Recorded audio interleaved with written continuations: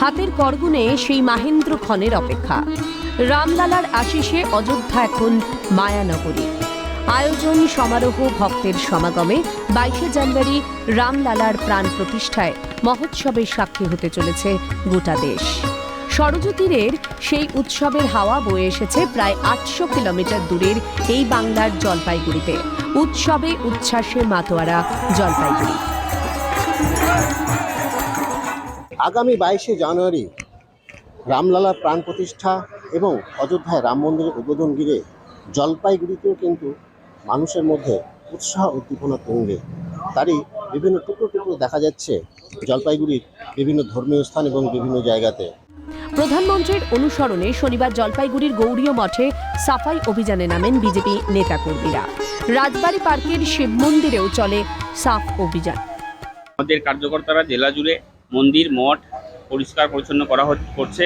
তো আমরা আজকে জলপাইগুড়ি গৌড়ীয় মঠে অবস্থিত হনুমান মন্দির, শিব মন্দির এবং জগন্নাথ মন্দির, রাধাকৃষ্ণ মন্দির, এই মন্দিরে আমরা আজকে পরিষ্কার পরিচ্ছন্ন করলাম জলপাইগুড়ি বিজেপি টানমন্ডল একের পক্ষ থেকে। প্রত্যেকটা মানুষ উৎসাহিত। বাজারে গেলে দেখা যাচ্ছে মানুষ প্রদীপ কিনছে এবং ঝান্ডা কিনছে, যাতে তারা 22 তারিখে সন্ধ্যাবেলায় প্রদীপ জ্বালাতে পারে। বাড়ির সমস্ত কমিটিগুলো, মন্দির কমিটিগুলো প্রস্তুতি নিচ্ছে যে 22 তারিখে তাদের মন্দিরগুলোকে সাজানোর জন্য।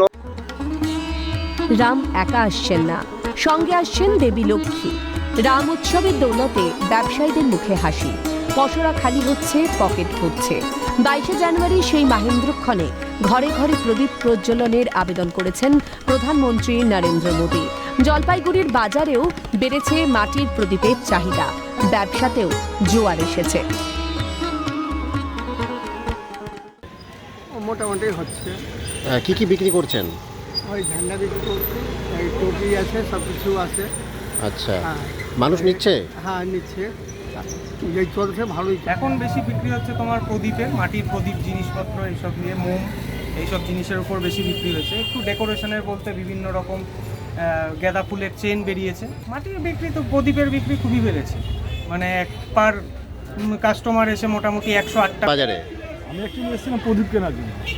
হঠাৎ প্রদীপের দরকার পড়লো? এই যে আমাদের যে প্রভু রামের ভিত্তি স্থাপনার আগামী 22 জানুয়ারি সনাতন যারা, আমরাও বাড়িতে রামের পতাকা উত্তোলন করবো এবং প্রদীপ জ্বালাবো।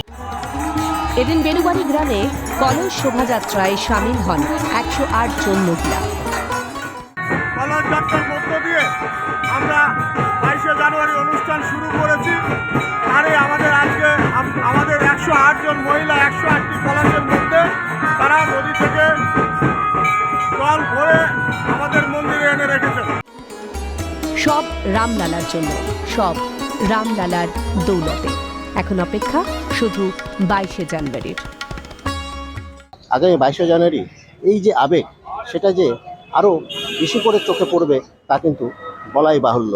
জলপাইগুড়ি থেকে তিতাস পাল, ক্যালকাটা নিউজ।